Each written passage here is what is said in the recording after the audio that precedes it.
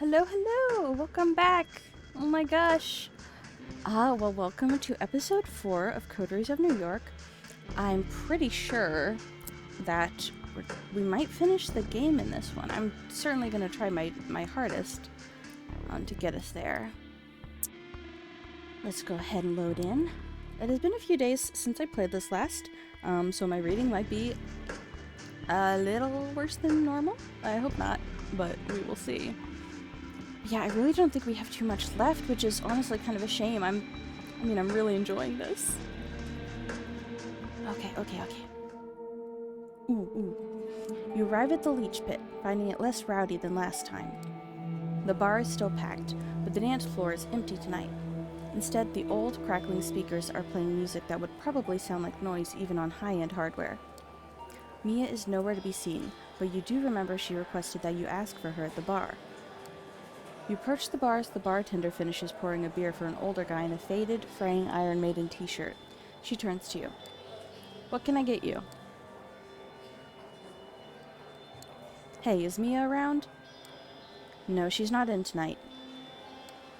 She looks you up and down, and a spark of recollection shines in her eye. Oh yeah, that's right. She takes a well-worn book from behind the counter.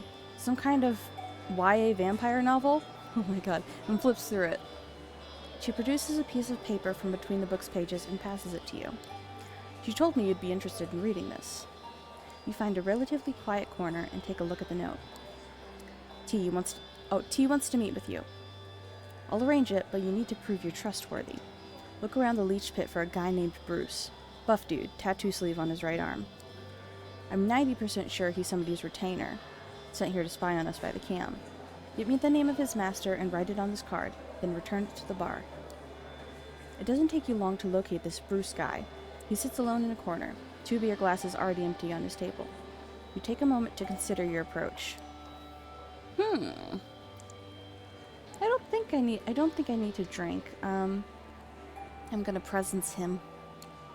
The man immediately notices you, but doesn't move from his spot. The other seats are empty. When you focus the blood to boost your attractiveness, it's not just Bruce who notices. He's into you. So are other people, doing double takes as they pass your table. Boy, that'd be nice. Hey you, have I seen you here before? I don't think so. It's my first night here. Hey, I'm lucky I'm here tonight then. I know you're here because somebody asked you to spy on this place. It'd make me really happy if you gave me their name. Wow, really to the point, huh? What, do you mean Sam? He catches himself, realizes what you're doing. His eyes dart over your shoulder. You thought you had him cornered, but he suddenly leaps over the table in one smooth move and dashes through the sparse crowd. You catch up to him outside. He's bolting all right, and it happened fast. Throwing caution to the wind, you focus your blood and give chase after Bruce. He might be faster than a human, but his abilities are a fraction of yours. He dashes into a nearby alley, and you follow suit. Before he can jump the fence, you tackle him to the ground. A short brawl later, you are standing a few meters apart, Bruce eyeing you with hatred. I'm sorry, bud. Listen, your cover is blown. I was told who you are. You better come clean. Your master's name, that's all I need. Bullshit. Besides, she'd kill me if I told you, and I quite like being alive. I don't want to beat him. He's just a ghoul. This seems like punching down. Yeah, I'm gonna intimidate him. Besides, I'd like to save my blood. I just used like 2 rounds of it. Here's the deal. You tell me your master's name and you save yourself a world of hurt. Unless you want to exit this alley on a stretcher, you'd better... Whack!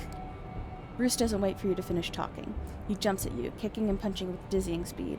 It takes you by surprise, and he puts you on the defensive. Just as you're about to retaliate, he breaks away, jumps the fence at the end of the alley, and is gone into parts of the city unknown. Yikes, oh well. Time to leave something for Mia. You borrow a pen from the bar and flip Mia's note to the other side. Sam. And you know it's a she. That still leaves a lot of options. You could pull a name out of your ass or let Mia figure it out. Mia asked you for a name, but if this is all you have... Mia asked you for a name, but if all you have is a fragment and the gender, it'll have to do. You jot down a note. Bruce referred to his master as Sam and called her she. You pass the piece of paper to the bartender. She sticks it back in the same book. Hold on 1 second. She wanted me to pass something on to you. She produces a cell phone from behind the counter. It's ancient, at least 15 years out of date. Oh, right, and this.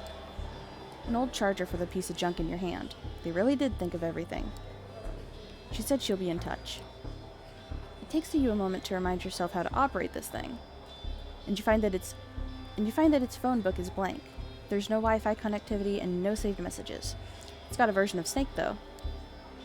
The bartender is already over at the other end of her domain, taking orders from patrons. With your Anarch contact nowhere in sight, you decide to move on for the night. Hopefully, your educated guesses based on scraps of info you collected will be enough for Mia to call you. Okay, let's see. Okay, yeah, definitely Tamika. For some reason, I thought that we were done with Tamika's. I guess I haven't really played her route as much as the others.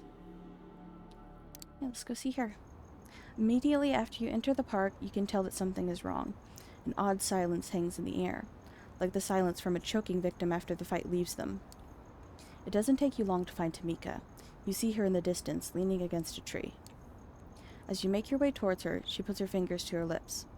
Only then do you notice the blood dripping from her side. Uh-oh. You pick her up, letting her lean on you. She looks at you, her eyes wild with fear and rage. They're here. The Inquisition. They found us. Oh, fuck. Raoul, he drew them away. Saved my ass. He's still out there. We need to go. We need to help him.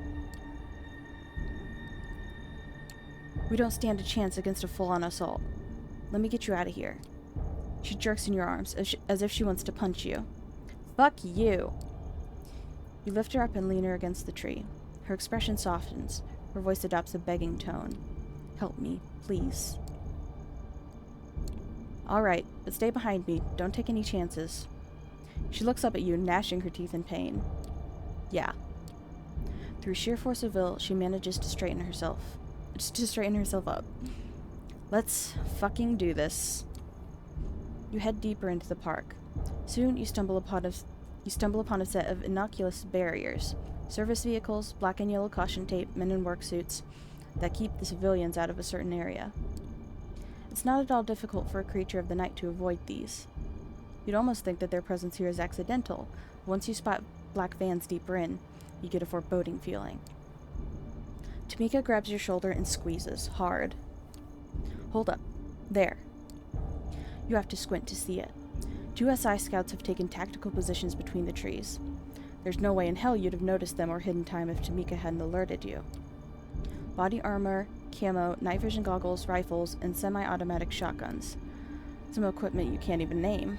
These guys mean business. There's no time. She's getting ready just to pounce on them. Consequences be damned. You need to think, and fast.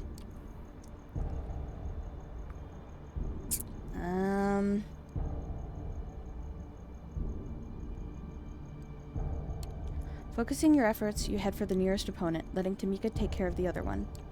Your target falls before he's able to pull the trigger. A faint gurgle lets you know Tamika has done her part as well. You look over and see her standing over the rapidly cooling corpse of the soldier. She flicks her wrist, sprinkling the grass under her feet with the man's blood. It's a tie. All things considered, she seems to be doing all right. Yeah, she's tough.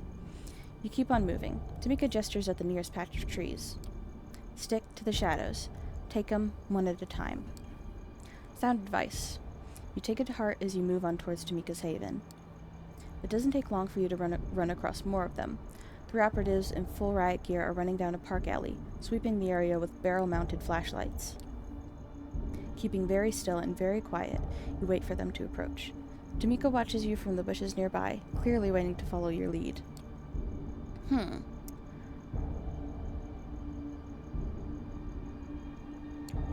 As the first victim marches past, you lunge at him, sinking your teeth into his neck. In one sudden motion, you rip a chunk of flesh from his throat. Quickly, before the other 2 can react, you run at them, full speed. Just as you're about to take the first one out, Tamika pounces from the side, taking him out in an instant.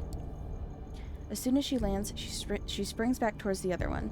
A single slash of her claws is all it takes. The man's body falls to the ground. After a second or two, his head follows. You raise an eyebrow at Tamika. She hits back with a roguish grin. 2-1. God, I love her. No time to savor your victory. A savage yell rings out from across the tree line. You know that voice. Raoul. Tamika throws herself towards where it came from. It's almost unbelievable how fast she moves, considering the state she's in. You're barely able to keep up. Mere seconds later, you find yourselves under the cover of a rose bush, giving you a clear view of a nearby clearing. Off in the distance, you spot a group of gunmen converging. Slowly but surely, the circle of hunters closes in on a lone figure struggling on the ground. The figure lets out a pained roar. Looking closely, you realize it's Raoul. Caught in the same steel net you saw used against the scarred one, he struggles frantically, trying to break free. With each passing seconds, step by step, the operatives close in around him. Driven by instinct, Tamika jerks forward to save her brother. She stops herself at the last moment, as if reminded of your presence. Okay, how do we do this? Fuck, I don't know, Fast and fierce, probably. Please, God. We go in fast and fierce, no messing around. Take him out as quickly as you can. She nods in approval. Sounds good. You move in like a two-person SWAT team, staying low to the ground before you finally make your first move. The first two hunters meet their death. Unfortunately, it's enough for the others to notice your presence. So much for the element of surprise. As two men turn towards you with their fingers already on the trigger, another two approach you, stabbing at the air with their cattle prods. Eek.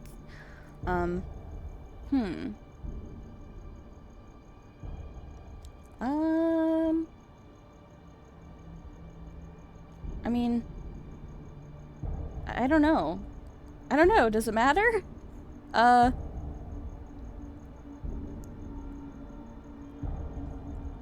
mean, I guess close combat, maybe? Going for the low-hanging fruit, you engage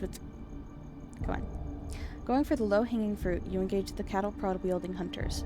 With some effort, you manage to avoid getting shocked, and within seconds, both of your opponents lie dead on the grass. Were they the low-hanging fruit? Did I just give Tamika the harder opponents? Oh no. Meanwhile, Tamika does her share, as she swiftly avoids the gunfire and moves in for the kill. 4 bodies hit the ground. 2 vampires are still standing. You both turn towards the last remaining foe. Driven by sheer desperation, the sole surviving soldier stands over Raoul and aims his semi-automatic shotgun at his head. Tamika growls. You gesture at her to stand down. There's no room for mistakes here. Fuck. A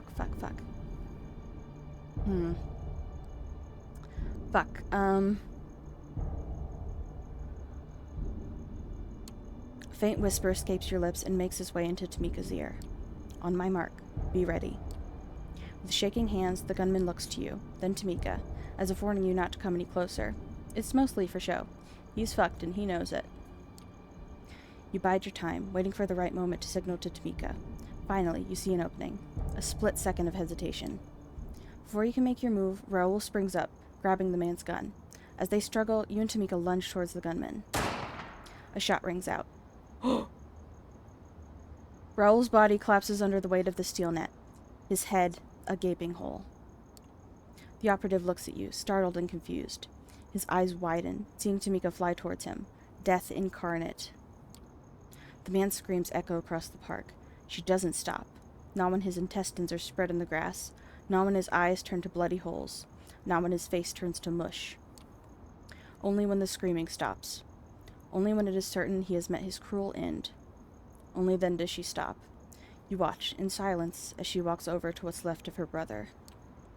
Falling to her knees, Tamika lets out a yell unlike any you've ever heard. It's as if she's been possessed by some wailing spirit, a banshee screaming out into the sky.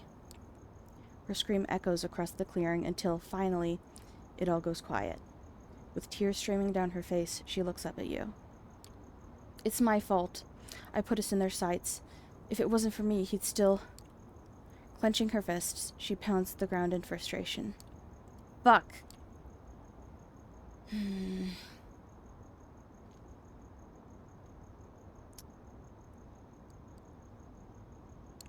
Come on, we need to get out of here. This isn't over yet. More will be coming. She gets up. A violent shiver runs through her entire body, as if she is literally trying to shrug off her despair. When she looks at you again, she seems far more clear-headed. Right, let's get out of here. Hastily yet carefully, you make your way out of the park. You don't stop until you reach a nearby alleyway. There, in the relative safety of the surrounding darkness, you take a moment to rest. Leaning against the wall, Tamika presses her hand into her wound. Fighting off the pain, she looks up at you. Let's split up. Less attention. Hunters, spotters, on the rooftops. Okay, when will I hear from you? Soon. Just need to catch my breath. Knowing when it's time to fold, you nod and head towards the far end of the alley. After several steps, you look back to see how Tamika's doing. You smile, noting her absence. Having managed past a couple blocks without incident, you thank your lucky stars and blend into the nightly New York crowd. Hopefully, Tamika's made it as well. Fuck. Oh my gosh, fuck. I could swear, I think this is only, the third time I've done her route. I could swear that there's a way that Raoul doesn't die. I could be wrong. That could totally be my memory being totally faulty. But, I swear there's a path, where he doesn't die, and I'm really sad that I didn't get that. I really liked Raoul. Okay, a piece of paper sticking out of you mailbox. I love these typos. A piece of paper sticking out of your mailbox. It's a computer printout, a note and a screenshot from Google Maps. It reads, "Meet me at the indicated spot tomorrow at 10 p.m. I'll pick you up and we'll take it from there." No signature. The place marked on the map is the lookout point near Pier 1, just next to the Brooklyn Bridge. You check the phone that Mia passed on to you. No new messages, no missed calls. It's all a bit fishy, but there's only one way to find out who addressed this to you.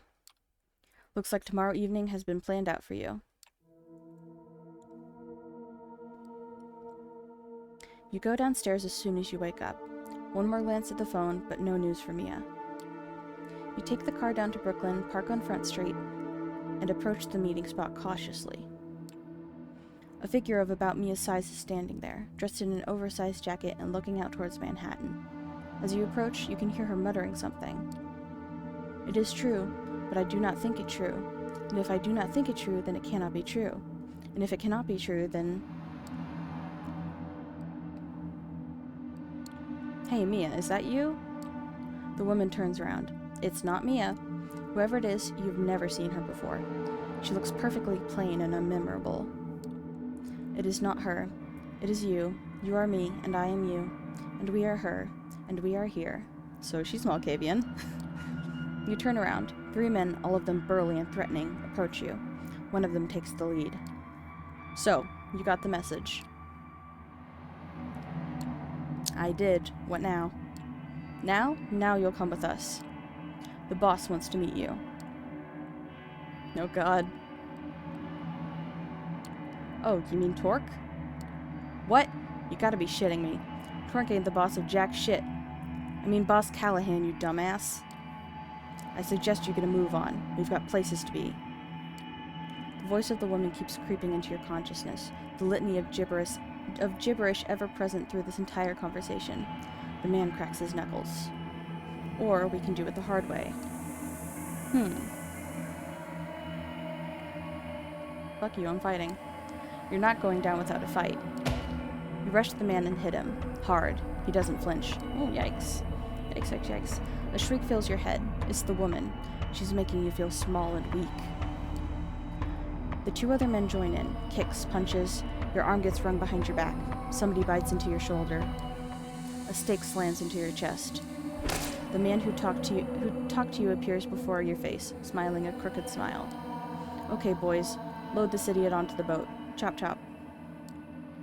You're barely conscious. It's impossible to tell where they're taking you or how long it will take. A sucking sound and the clear sensation of having a cavity in your chest that wasn't there before. A deep voice, breaking through the oblivion you're returning from. "Vincent, my boy, you're truly a nuisance sometimes, but you do get the job done. That's why I respect you." "Thank you, boss." Sight comes back to you. The owner of the deep voice is a curious sight. Dressed in what can only be described as Victorian clothing, with a monocle and graying red hair. Is this Callahan? God, I fucking hate this dude. "There we go, coming to, are we?" Heard you're a spirited one, eh? Vincent, is this fledgling spirited, would you say? Yeah, boss. Sure, spirited. I believe you already know who I am? Nope. Just that you're a dumb-looking motherfucker. A fist hits your stomach like a meteor. Were the hit any harder, you're pretty sure your spine would snap like a twig. Much obliged, Vincent. Let's get these pleasantries out of the way, shall we? I am Douglas Callahan, the Baron of New York City. You shall refer to me as boss. Everybody who knows what's good for them does. Now, let me make myself perfectly clear. I am disappointed in you, truly disappointed. But I arranged this meeting to allow you to make amends. First, though, I have to make sure you understand what your infraction was. So, do you know why you're here? I can't help but feel like you're dying to tell me. Don't get smart with me.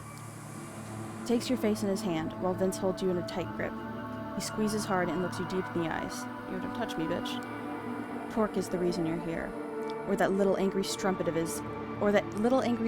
his, I'm told, yes? Mia. Oh, how I'd love to get my hands on her gaunt neck and wring it until it breaks. But see, I'm a statesman, and that's not the prudent thing to do. No, indeed. The prudent thing to do is to tolerate both her and that blasted... Oh, Jesus, God. The prudent thing to do is to tolerate both her and that blasted ebony-skinned mentor of hers. Oh, God. As I said, I fucking hate this guy. Forgive me, Lord, for saying these words out loud. Look at what the world has become these nights. Here I am, lambasting a black man and a woman in front of a whelp of Asian descent. My papa, rest his soul, would not believe it. Finished with your disgusting rant? Oh, fledgling, you have no idea who you're messing with. He looks at you with rage in his eyes, and you feel insignificant and vulnerable. An irrational fear takes over you. You cannot speak up against this man again. You just can't. He's too terrifying. Now that I have your full attention, I will request something from you, and you will obey me to the letter. But that comes later. First, you will answer a few questions. The first of which is, who pointed you to Mia? Nobody. It was my idea. Oh, really? And what was your intention behind the meeting? I needed her help with something. Oh, come on now, you'll have to be more specific than that. I need to know exactly what it was that you discussed. I just wanted to learn about the Anarchs, so I asked her about the movement. Oh, child, you should have come to me then. I am the Anarch movement in New York City, and nobody makes a secret out of it. You bet on the wrong horse, as I'm sure you'll soon learn. See, that wasn't hard now, was it? Of course, I can't be sure of just how much... Of course, I can't be sure how much of what you told me was true, and how much of it is worth about as much as yesternight's horse shit. But I'll find out. I always do. And when I do, we'll have another one of these nice talks. And maybe, just maybe, you'll avoid this upcoming unpleasant episode next time. He gives Vince a sign, and the burly man starts hitting you all over. You feel teeth, ribs, and fingers break. Your foot is mangled under Vince's boot. Your shoulder dislocated, your nose wrecked. That's enough, Vincent. Leave them be. He snaps his fingers in front of your face a few times and checks if you can focus on his face. You can, but barely. I am a man of principle. Another night I would perhaps put you in a casket, dip it in concrete, and dump it in the Hudson. A favorite of mine during the Roaring Twenties. Ah, it's been a while. But, like I mentioned before, I am nothing but prudent. And so the interests of the city's kindred must come before my own needs and wants. I will therefore let you continue your existence. Here's what I require in return for this boon. You are forbidden to meet Torque. I will keep an eye on you, on him. If you want a place with the Anarchs, you go through me and only me. Got it? You have to understand. What I made my associates do to you tonight was just business. We can still work out a mutually beneficial relationship. In fact, it's either that or your final death. Time to go, Vincent. Take the boat back.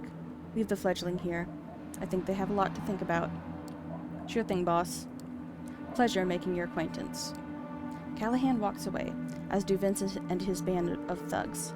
You lie on the ground for a while longer, feeling the blood slowly putting your body back together, your hunger growing. You can hear the beast calling, for sustenance, for safety, for revenge, a distant but pronounced third desire.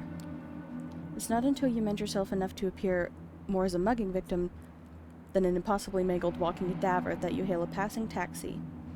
You hail a passing taxi and head back to your haven. The whole way there, you are tempted by the beast. Your driver, a 30-something with a strong Slavic accent and an unpronounceable name on his ID, keeps asking if he should drive you to the hospital. You keep declining, all the while thinking that if you only asked him to pull over for 5 minutes, you could feast on his warm blood to the beast's content. Drink him whole. Nobody would know. Nobody but his wife and kids, if he has them. Nobody but his boss and coworkers.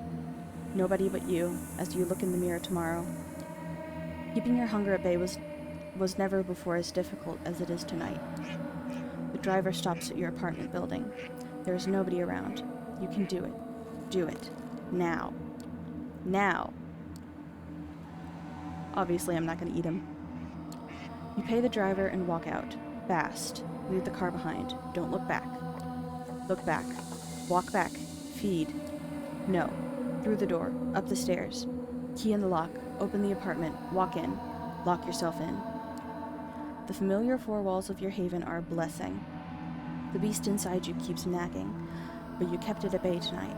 Not a small feat, given your state. You are still weak. You are still not quite mended. You need to rest. Tomorrow you will have to feed again. Tomorrow you will have to consider your next move. Again, another typo. You will have to consider your next move. Oh my gosh. Callahan is not the kind of man who quits, but tonight you rest. Okay, that was fun, huh? Waking up tonight feels different for 2 reasons. For one, you are pleasantly surprised that your body mended reasonably well while you were resting. It comes with a caveat, though. The hunger you feel is pronounced. The beast like a black dog on the edge of your vision, following you. But what is truly remarkable is waking up to the tune of an old cell phone ringtone. An unknown number is calling the phone you got from Mia. Gosh, you pick up. Kept that old thing charged after all, huh? You alright? No, actually, I feel like shit. Look, that's too bad, but I don't really care. I was just being polite. I'm calling with good news. Torque has agreed to meet you. There's a pub in the Bronx, Solids and Stripes. Be there tonight. 2 things. No drinking on the premises, so if you want to grab a snack, do before setting foot in the borough. And this is an exclusively no-powers meeting. We'll be rubbing shoulders with commoners the whole evening, and also, we don't trust you. So keep it casual, or you'll blow it. Anything you'd like to add? We should expect company. I met Callahan yesterday. He kicked my ass and forbade me from meeting Torque. Said he'd keep an eye out to make sure I comply.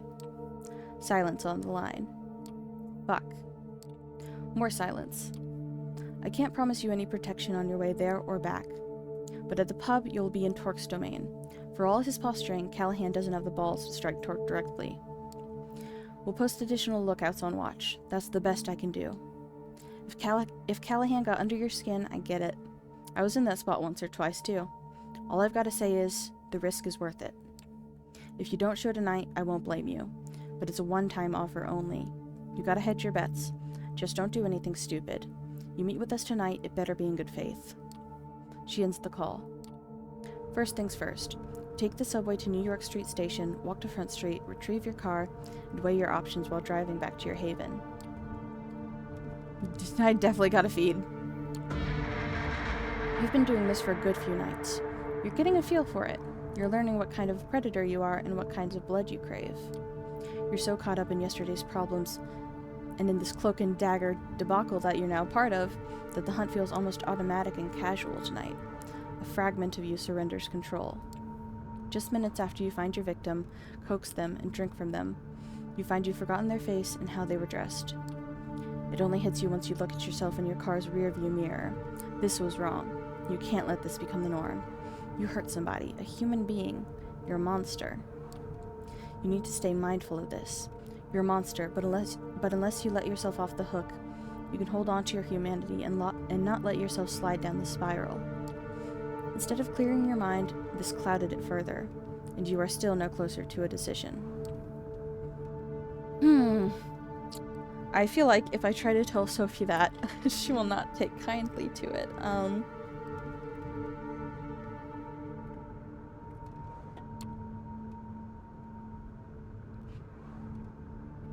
You do intend to visit Torque tonight, but you decide to drive around a bit first. Something tells you there might be somebody tailing you. It sounds sensible to try and lose them. You spend a good 2 hours looking in over... Gosh. I'm sorry for all the fuck-ups, my goodness! You spend a good 2 hours looking in your rear-view mirror and driving all over the city, before finally driving to the Bronx. You take some basic precautions as you enter Torque's turf. You park a few streets over from where the pub is and walk towards it while keeping an eye out for anyone suspicious. That kindred, for the most part, look no different than regular people, makes things complicated, of course. If you're being followed or watched, it's going to be hard to tell. You reach the pub, shoot a final glance around. There's nobody suspicious as far as you can see, and open the door. The smell of cigarettes is overwhelming. The whole place has an aura about it, a constant fog hanging right under the ceiling. The lethargic fans do nothing to disperse it. The constant crack of billiard balls and clinking of glasses tells you all you need to know about the clientele. Not a very vampiric place at all. You're wondering if you got the address right. You apparently did. Mia's here. She motions you over to one of the few tables around. Took your sweet time to get here. What, got cold feet? Never mind. Anyone follow you? Not that I know of. Fair enough. Before I introduce you, there's some outstanding business to discuss. You didn't prove very helpful at the bar. Carol, the bartender, mentioned that you made an effort, but as you can imagine, there's plenty of licks who use feminine pronouns in this city. Still, I'll take whatever I can get. So thanks for that, I guess. Come on, Torque's right here. You walk toward one of the tables.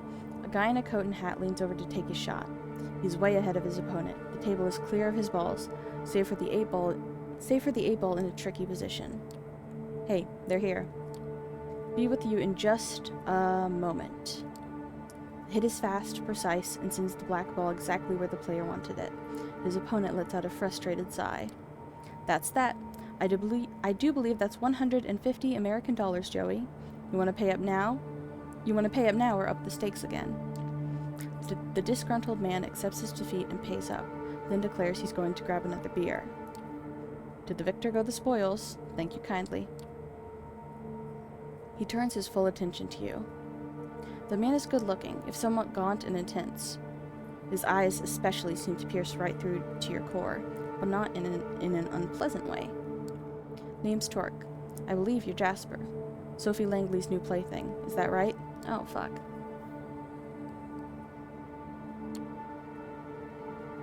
Plaything? No, we're not lovers. I don't think that's what he was implying. Ha! Apologies, then. With her, that's kind of the default, I hear. What? I didn't know that. I don't know if I've ever gotten this dialogue before.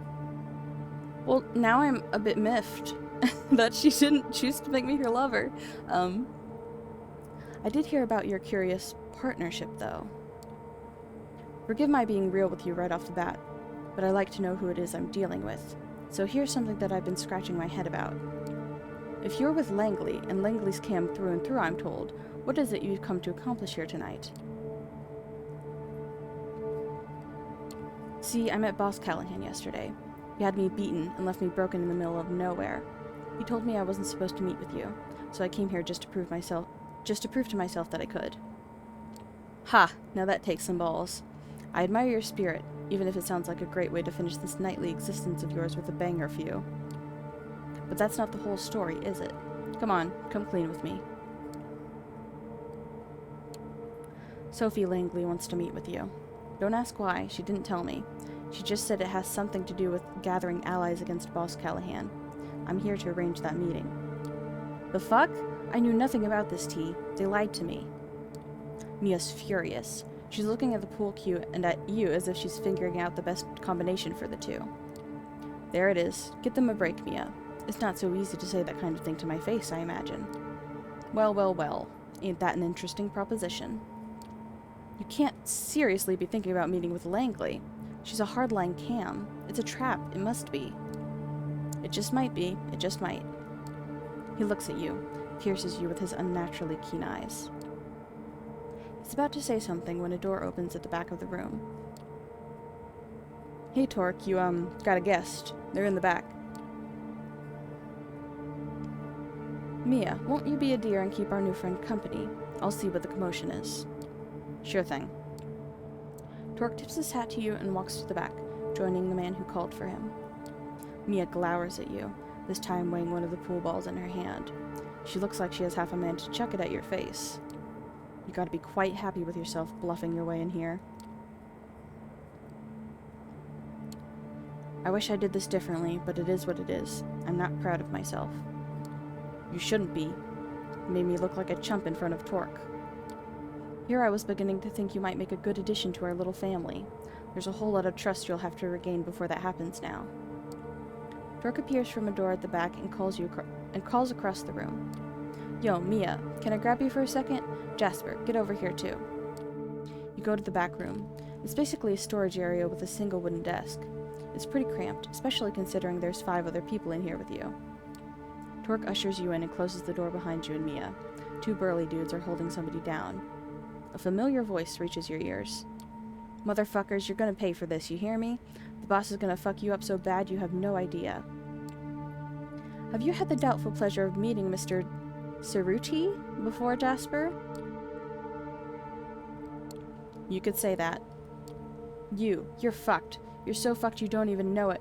You stupid piece of shit, I should have ended you yesterday. The boss told you to stay away. You should have listened. That's a story and a half, ain't it? Vince, calm down now and tell me how many of your guys are still out there on my turf, Go fuck yourself. You're done. The boss will know the stupid piece of shit fledgling came here. He knows they're with Langley. You know what that means, Torque. No, I don't. What does it mean, Vince? Now the boss can wipe you out.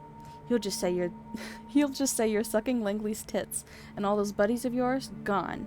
You're done, Torque.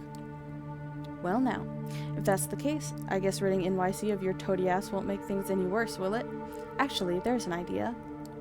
Vince mentioned that he beat you up yesterday. Did I hear that right, Jasper? You want to repay the favor? Gladly. Go right ahead. Oh. Okay, well I'm too hungry to stake him, so I guess I'll just hurt him. You hit Vince. Once, twice. He's chuckling in the beginning, but you focus your blood for some extra oomph and keep hitting him. Again, more, until he stops laughing. He's bruised, battered, and broken. The 2 Anarch dudes let go of him and kick him some more while he's on the floor. You only stop when you hear Torque's voice. Enough's enough, Jasper. He takes an old pool cue and breaks it over his knee. Stake him and take him downstairs. Let's keep Callahan guessing about what happened to his favorite puppy. Mia takes the sharp piece of wood and jams it into Vince's chest. His features grow slack, his entire body inert. He doesn't even give out a yelp. The other 2 Anarchs take him out of the room. As entertaining as that was, I think Vince, in his unmatched wisdom, shared more than Callahan would hope for. This changes things. Ever heard about Operation Lights Out, Jasper? It was the second Inquisition effort here in New York City. A single night of raids at a magnitude never seen before, or since. The Ivory Tower got away with just a few losses here and there. No major players were hit. They managed to find safe spots and stay out of the eye of the shitstorm. Us, though, we got hit hard, all over town. Havens were rooted out, entire coteries and safe houses gone, just like that. Nobody saw it coming. I barely got out in one piece. Mia looks at him with concern and puts a hand on his arm. He shrugs it off, gently but surely. Others, like my child, Barb, or Mia's sire, extinguished. But you know who got out without a scratch? Callahan. We've thought about it for the past few years. How is it that Big B managed to excuse himself from the Staten Island Museum, where we used to meet, just before vans full of guys in body armor showed up?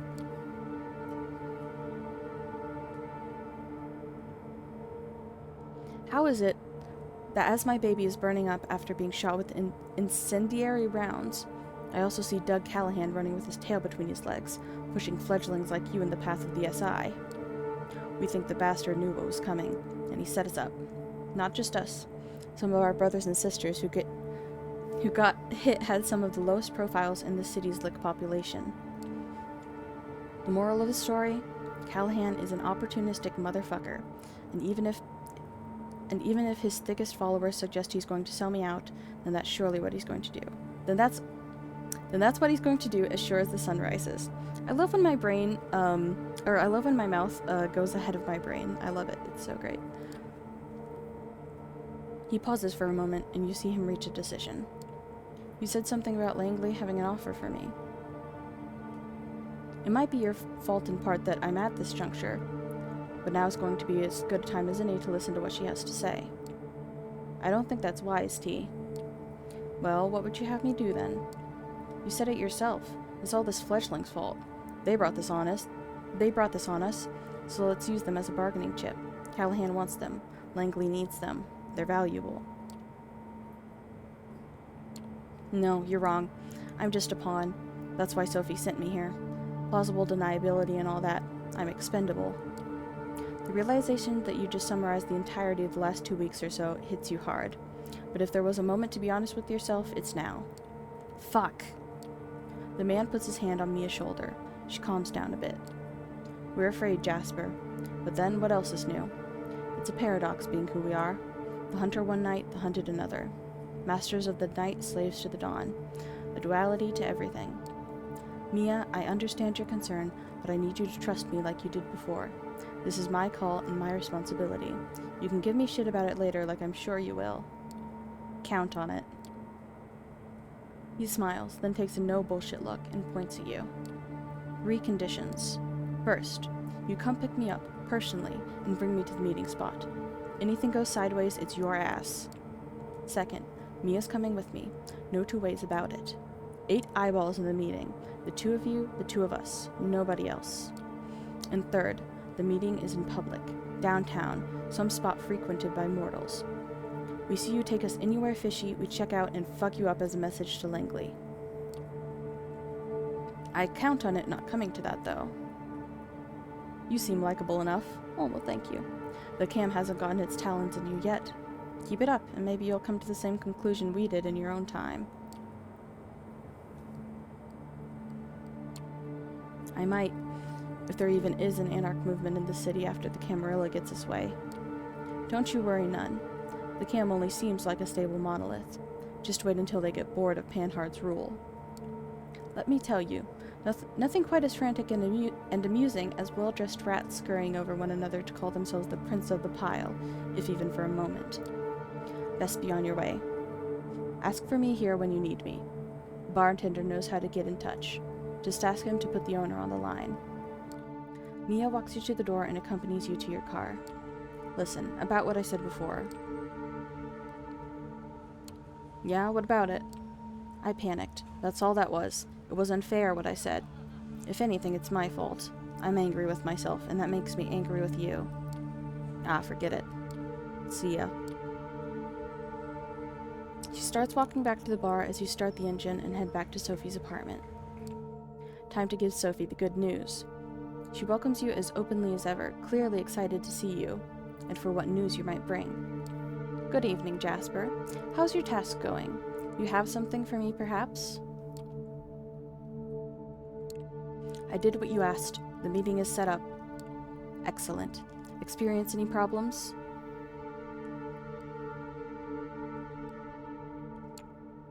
During my meeting with Torque, the same guy who beat me up yesterday, Vince, showed up. He's Callahan's goon. We have to assume he knows that I met Torque. Well, that just means we have to bring the plan to a close. And thanks to your good timing, we're just a day away from that. Well, let's hear it. What did Torque agree to? Relay the Anarch leader's conditions.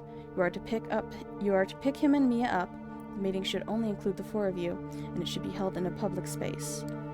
Those are all fair enough, although I do worry about that Mia character.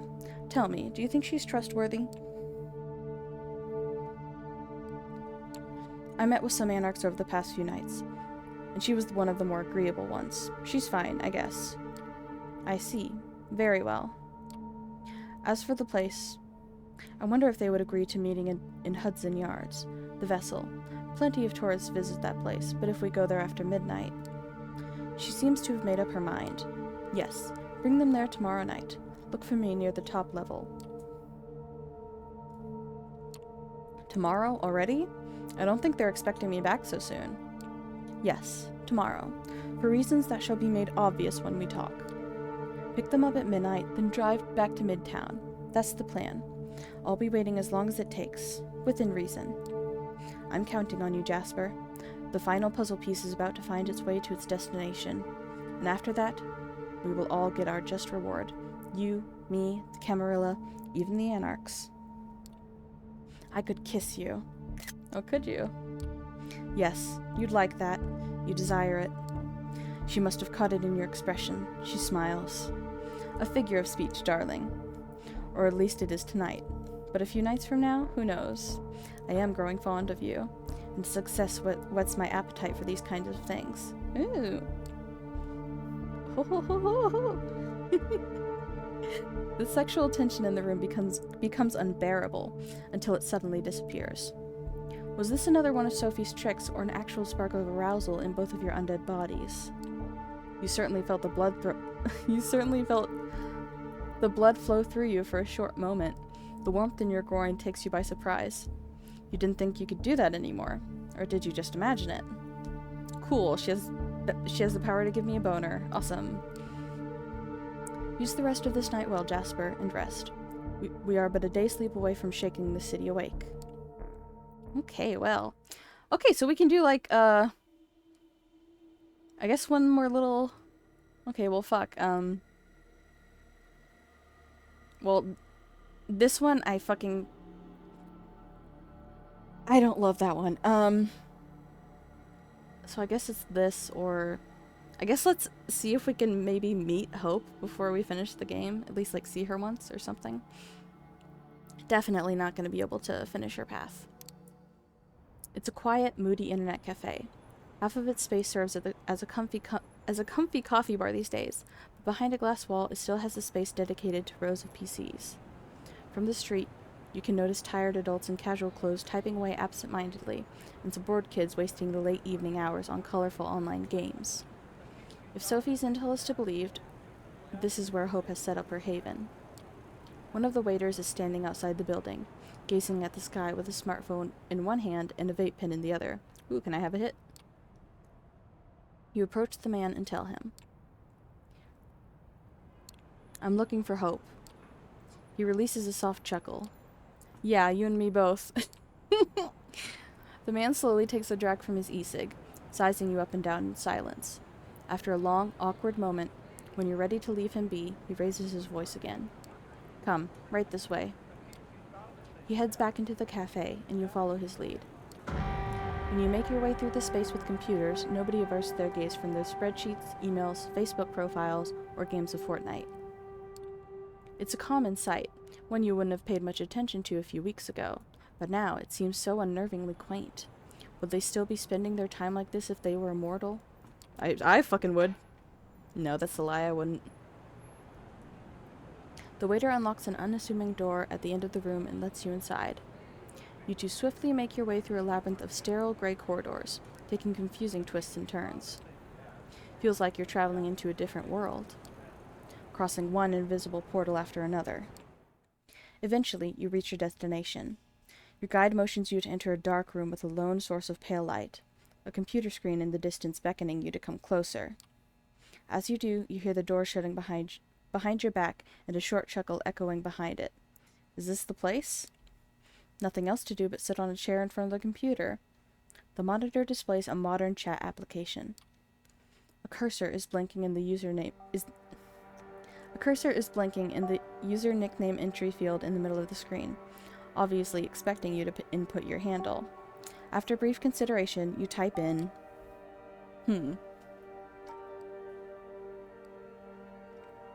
well, something goofy, obviously. Maybe it's your newfound sensibilities going haywire, but this place has a barely noticeable sleazy aura. Might as well go along with it. Oh god, you input pornos collector and push the enter button. After a few seconds, the chat window opens and messages start appearing on the screen in quick succession. Hostage executioner.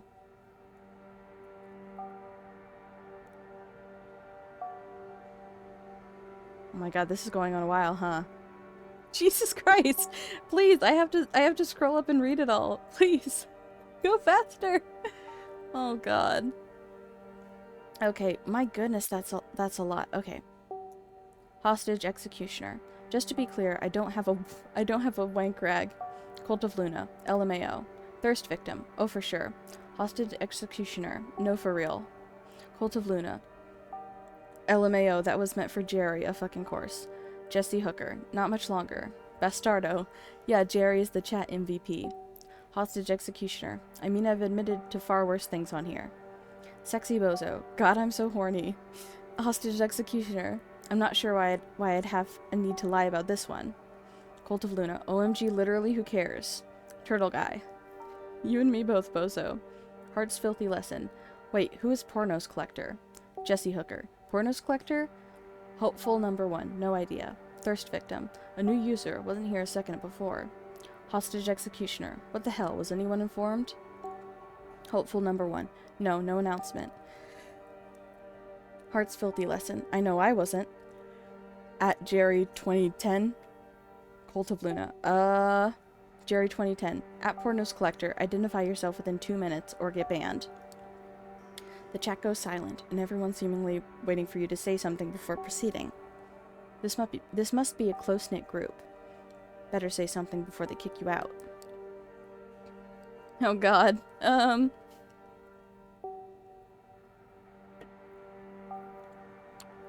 You decide to let them know you're Kindred. Pornos Collector. Kindred reporting in. Just here on some Kindred business. An instant stream of responses. Thirst victim. Kindred? OMFG, who is this clown? JFC, what a dumb fuck. Who the fuck are you? This was meant to be a safe channel. Oh gosh, yeah, I'm just gonna wait for it to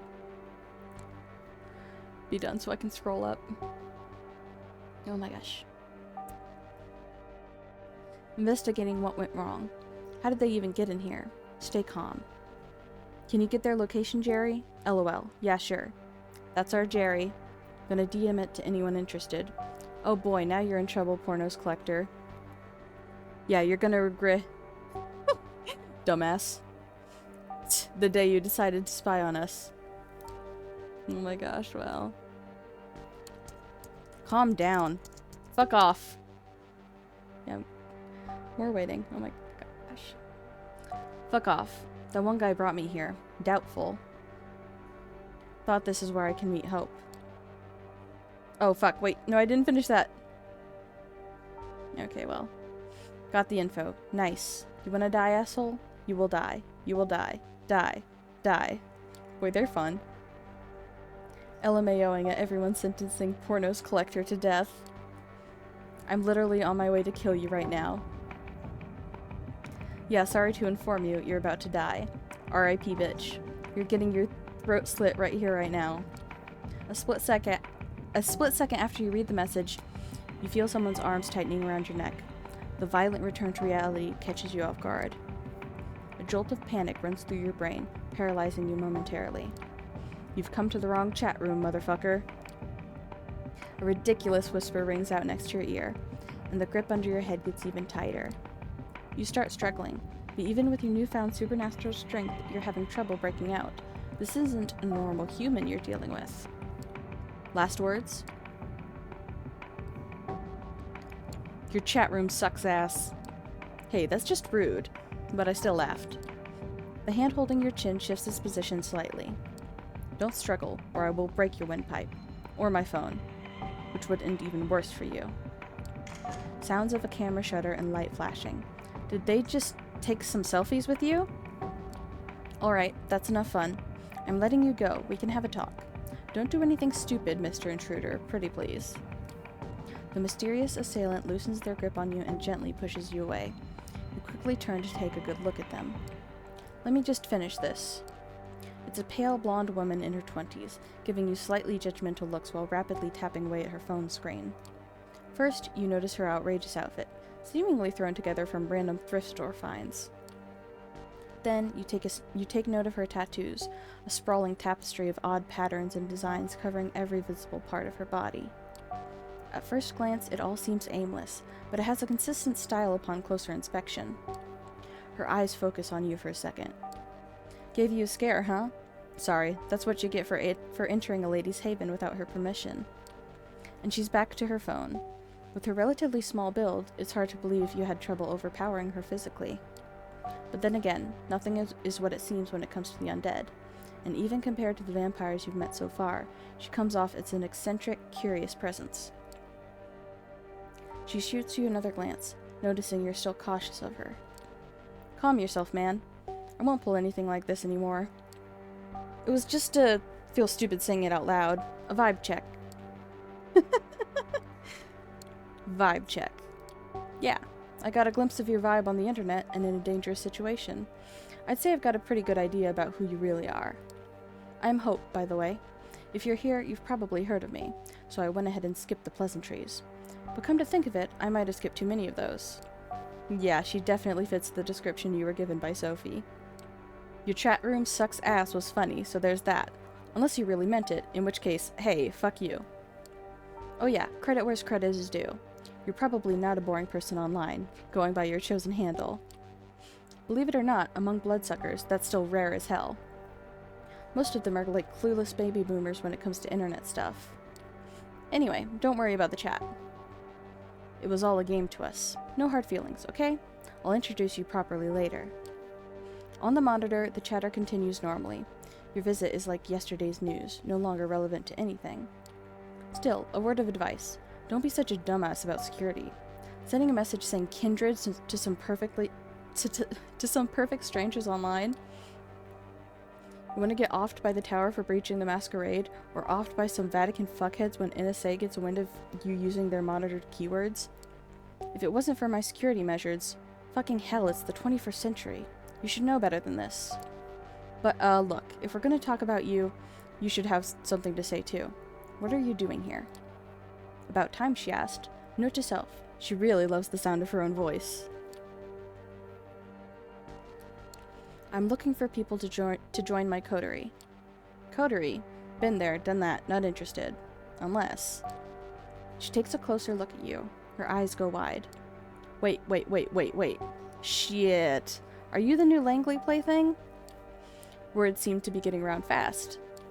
Of course you are. It was obvious the second Langley got her hands on a new servant, she'd start building a network. Your omissions tell me that could really come in handy when... But Langley, that's a risky game. This kind of ambition attracts too much attention. Piss off. But then again, fucking Kara. She seems to be having a spirited argument with herself, only parts of it audible. Is it just you, or do her facial expressions and body language change a bit between one sentence and the other? Before you make certain it's not just your eyes playing tricks on you, she focuses half of her attention back on you. The other half, of course, is still obsessed with her smartphone. Listen, I'm not saying I'm not interested in a cooperation, but before I make a decision, I need to make sure you sort of understand me, and that I sort of understand you. And since I was planning to put on a show before you came here, I propose a little game. Hope absent-mindedly spins her phone in her hand, considering how to put her thoughts into words. Then, she approaches a switch on the wall and flicks it. Neon lights flare up, illuminating the room. You take a look around. The room is certainly unique. It looks like a butcher's room, repurposed to be a living space. The modern computer in front of you starkly contrasts the ominous industrial walls. At the back, there's an overwrought bed covered in velvet with meat hooks hanging above it. On top of the bed sheets, you notice what seem to be pieces of elaborate S&M equipment, and a camera. Wait a minute. You want my help? Moderate my cam show. Cam show? Your eyebrows twitch involuntarily. This is definitely not the kind of request you expected to hear tonight. She notices your confusion. Take it or leave it, buddy. You just became a kindred, but you want to become my partner in crime? Show me you can handle yourself while watching my back in my everyday environment. She's serious. The show starts in 10 minutes. If you think yourself better than this, better walk out the door right now. I won't hold a grudge. I've got better things to do. As if to prove it, she looks at something displayed on her phone and cracks a brief grin. Another reply typed down with absurd speed. Tap, tap, tap, tap, tap. 9 minutes. It's now or never. Show moderator. Risk of violating the Masquerade? High. Content warnings? Oh yes. So, do you take the job? Of fucking course I do. Why the hell not? Hope brightens up, and her smile looks surprisingly sincere. Excellent. I promise you might find this interesting in more ways than one. Alright, give me a second. She spends a minute setting up the computer you used before, then urges you to sit down. The explanation of the moderator's functionalities is simple. It boils down to ignoring anyone who doesn't disrupt the chat, banning anyone who does, and kicking anyone who's causing minor trouble. 5 minutes later, she's already online, sitting on her bed in a provocative pose. It is a sex show, isn't it? Her voice, previously hushed, rings out with full force. How are you doing tonight, hopefuls? You peek at the chat. We are not worthy. Queen. Fucking A. Angel. Hell yeah, time to fuck. I don't know, are any of these offensive? I don't know, kick. And kicked. Get a grip, sexy bozo. Thank you. Today's show is quite special. Please welcome our new moderator, Pornos Collector, who has already kicked one of our regulars for no discernible reason. Oh no! Bear with him, you guys. He's new to this. LMAO. LMAO. Oh, who? What the fuck just happened? LMAO, sorry for sentencing you to death earlier. Is he looking for revenge from beyond the grave? LOL. Get a grip, Pornos Collector. Get a grip, Pornos Collector. I'm so glad that I chose that username. Not the best start. At least the community here seems to be a bit more welcoming this time. Looks like this place has an established hazing ritual. Or maybe they and Hope came up with this one specifically for you. Who knows? You decide to stay silent. Eventually, people stop riffing on you and focus entirely on the star of the show. Alright, let's start this one with a bang, shall we? It begins. Queen. Oh boy, she's going to do it. So, this is where the strip show starts? You raise your head, curious about what kind of performance she's going for. First, she opens her mouth and reveals her retractable fangs in front of the camera. Right off the bat, the online audience is treated to a sight of her wholly human set of teeth turning into a monster's maw. The image is both revolting and fascinating. She raises her left wrist for everyone to see, and then bites. The fangs immediately turn her arm into a horrifying, gory mess. It's unclear if she used them to slash or bite, but one thing is for sure. No ordinary human could cause such damage. If an ordinary human suffered such a wound, you'd expect a geyser of blood to appear too. But it doesn't. Hope's technically a corpse, so that's impossible. She flashes a monstrous smile, and starts smearing vitae all over her hand to maximize the impact of her violent image. Then she starts drinking it up. She makes it a point to make the sight as gruesome as possible, looking like a hyena feasting on a corpse. The contrast of her behavior with her look of an Instagram model is stunning. Once she's done, she reveals her wrist to the camera for the last time. She starts making theatrical gestures with her right hand as the wound begins to mend. Shortly after, the wound is gone. It's like a magician's trick. Her left hand looks like nothing bad ever happened to it. Here's an appetizer. First blood to kick off the show.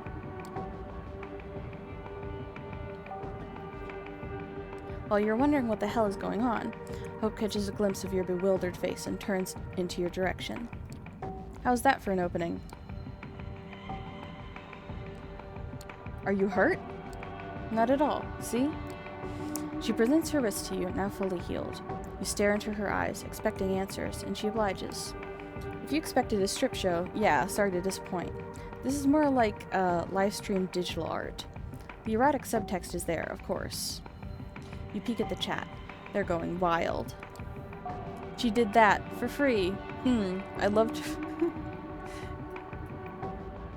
My goodness. I'd love to lick your wrist clean, my fallen angel. Ha ha ha, yes. Nothing more arousing than a beautiful woman teetering on the edge of oblivion, a rose petal dancing in the eye of a violent hurricane. But eroticism is not the key here. It's vampirism. It's a new frontier, a living art installation. In the early 90s, the Japanese artist kept producing these videotapes with beautiful women committing gory harakiri. Those are an inspiration. She bares her fangs again in a devious grin. But I have no interest in auto-destruction or turning myself into a victim. This is a celebration of a body I love, not self-inflicted punishment. The audience came here to marvel at a beautiful vampire and her awe-inspiring powers. Mending wounds is just one of these powers. The people watching can pay to see more. Oh, and don't worry. The only things the audience can see and hear are the things I allow them to. We can talk freely. Just remember to moderate the chat, will you? High risk of violating the Masquerade. What a joke. She's blatantly breaching it in front of anonymous viewers. Still speechless, you turn your attention to the screen.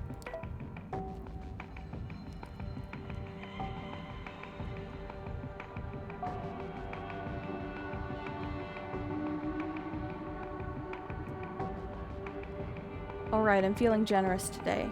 Have you planned your next tattoo yet? I'll pay for the next attraction. Looking like a pink marshmallow covered in raspberry sauce. Thirst victim, just letting you know you're based. I know. Key smash. Kick, probably? You give the guy a kick for spamming the chat. A few seconds later, Hope groans loudly. What the hell did you kick Masochist for? Oh my gosh, sorry, I don't know what the fuck is considered bad. It's normal for people to show their excitement like this from time to time. Maybe he'll interpret it as his queen hurting him and be grateful, but stop messing up. I'm doing my best. Oh well. A special message appears on the chat log, claiming somebody has successfully sponsored the first goal of the show. Hope smiles and picks up a bag of blood from underneath the bed. It must have been retrieved from a blood bank. She showcases the label to the camera for everyone to see. Drink up, drink up, drink up, drink up. Hope pours all the contents of the bag into her throat. You have no doubt it's real blood, but wonder why the viewers would be so satisfied with something that's so easy to fake. Don't worry, it pays well enough. You don't even bother to tell her this is not what you're thinking about. Safe to assume she knows. So, what do you know about the kindred and the internet? Have they told you anything? While she is waiting for someone to sponsor her next vampiric feat, she decides to start a conversation. Is there a vampire internet? If you find something that looks like a vampire internet, stay away. See, some of us used to experiment with our own secure networks. We tried to build our own information hubs, social networks, everything. She's still working the phone in one hand while looking for something under the bed with the other. On how many things can she concentrate at one time, exactly? Then one day, the NSA got it. Turns out elders never really got the hang of proper security practices, or the sigils they used to smear on their screens didn't exactly work as advertised. Then, of course, all the other three-lettered intelligence agencies in the world got the intel. A lot of them decided bloodsuckers were the perfect new enemies for our post-9/11 times. The Second Inquisition came into being. Ever heard of it? A lot of our kind died just because they were too present online. Killed for being on Twitter. Right now, the remains of our old networks serve as government honeypots, kept alive to attract fledglings and hunt them down. You post a certain keyword on Twitter or Facebook, you get tagged for investigation. You fit certain patterns, you get tagged for investigation. So there is a certain thrill in becoming an online presence without attracting attention from the authorities. She stretches on the bed. I hope you're still monitoring the chat? Of course not. You're not as good at dividing your attention as she is. You correct your mistake and check the recent messages. Aw, is she talking to somebody? Can't wait for the real thing to start. This two monitors set up rules. Call of Duty on one screen, Drop Dead Hotness on the second screen. The only woman I don't hate! Hope, more like my favorite hoe. Fuck, I don't know. I feel like if whatever I do, she's gonna hate this shit.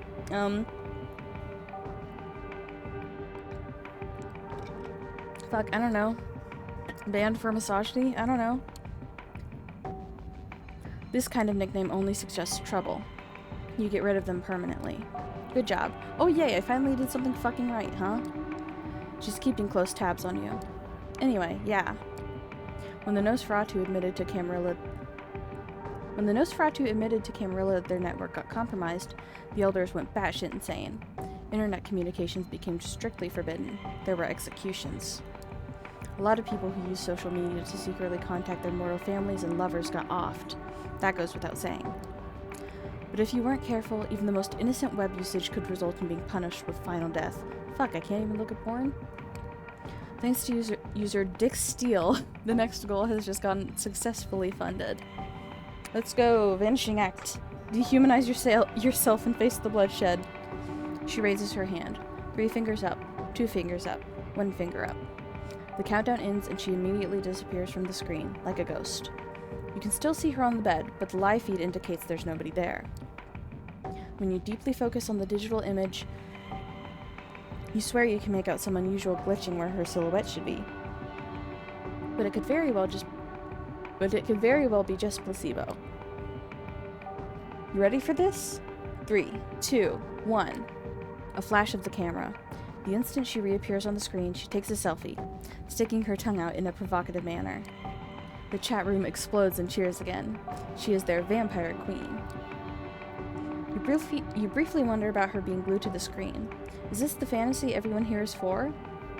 A girl showing off cheap magic tricks while lazily browsing her social media? You realize you are way out of your depth here. Meanwhile, Hope decides to continue her lecture. Those were some wild times, especially in New York. While most of them have no clue as to our real nature, a lot of clandestine organizations have classified us as national threats. And since this is where the towers fell, the agencies are very much present around here, looking for easy PR victories. The last SI raid here was just a few years ago, and it was a big one. Stirred up the hornet's nest something fierce. But although it's 2019, New York City is ruled by someone who got embraced before World War II, and the cam as a whole got really spooked and swore off the internet. Of course, they're not dumb and understand that you can't really coexist with modern kind without the internet. It's a gray zone right now, like piracy, technically frowned upon, but let the one without sin cast the first stone. The SI is a real threat, no joke. But in many senses, the darkest place is right under the candle. Hey, Aisling said that. You take another look at the screen. We want blood. How about some bat stuff? Can you do some bat stuff? Can you show us next time? It's been a long, hard day. Please give me a shout out. A familiar nickname pops up. Ignore, I guess. The guy seems to be having the time of his life. Good on you, buddy. Are you kidding? You got on my ass for... Are you kidding? Hope. So help me, Hope. You're just gonna let this guy shit up the chat? Come on, it's your job to react to spam. Oh my gosh, you literally yelled at me for doing that. She lets out a dejected sigh and kicks the guy from the room herself. Can't imagine she's too satisfied with how you handled the situation. The show goes on. Oh yeah, fun fact about being a vampire. We can sweat and pee if we just exert ourselves really hard. Some of us can even orgasm. We can even cry, but only tears of blood. It's something I always dreamed of doing when I was 14. So romantic, and it drives them crazy. As proof of her words, a scarlet tear appears running down her face. The chat goes wild. This seems to be exactly the kind of thing they've been waiting for. Ah! An angel that fell down from heaven. OMG, she did it again.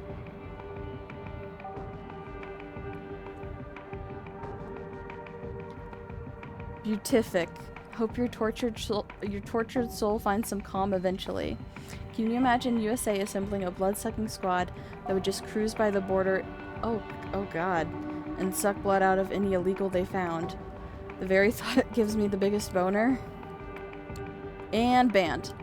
Just to be clear, you realize what we're doing here is a blatant breach of the Masquerade, right? I honestly expected you to leave or inform somebody by now, but you haven't, have you? You try to focus on the chat. A familiar nickname is displayed on the screen. Wow, he's having fun. Looks like Mr. Masochist needs a longer break. After you ban him, you hear Hope's voice. Good job handling that guy. Great. If nothing else works out, seems like you fit this job at the very least. I don't. In any case, the last goal has just been funded. It's time for the great finale. This is what you've all been waiting for, right?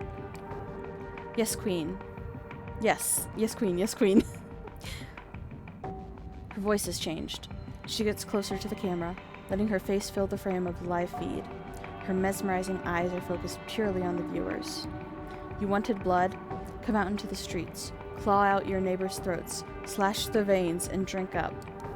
Yes, Queen. Yes, Queen. Yes.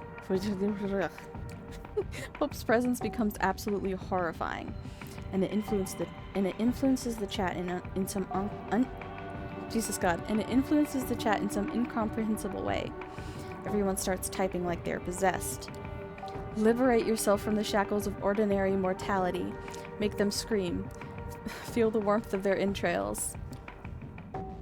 Wow. What the hell is she doing to those people? What have you gotten yourself into? Transcend your bodies. Release the message of hope into the world. She jerks violently for a second, and falls down on the bed like a marionette that had just had its strings severed. She exhales loudly a few times, and laughs.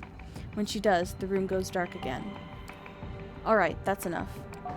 Instead of continuing, she does something with her phone. The stream ends, and the chat instantly becomes dead quiet.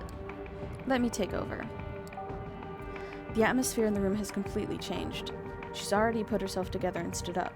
Now she's walking towards you. What the fuck just happened? Guess the show's over. Everyone relax and go home. Aw, and I was almost ready to come, bros.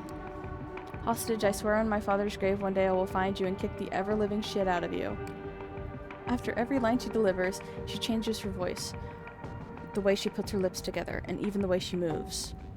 You've caught glimpses of her acting this way, but only now have you started to figure it out. Wait a minute, does that mean...